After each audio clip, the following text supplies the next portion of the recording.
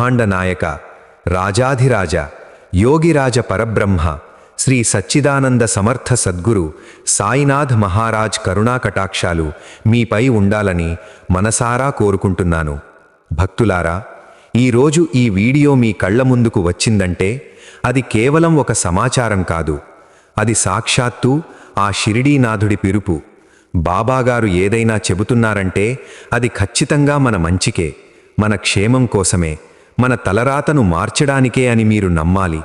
బిడ్డా, నీ మనస్సులోని అగాధంలో ఎవరికీ చెప్పుకోలేక, కనీసం నీ ప్రాణ స్నేహితులకు లేదా నీ అత్యంత సన్నిహితులకు కూడా వివరించలేని ఆ రహస్య కోరిక నీ గుండెల్లో ఒక తీరని భారమై, ఒక నిరంతర ప్రశ్నై నిన్ను వేధిస్తోంది కదూ.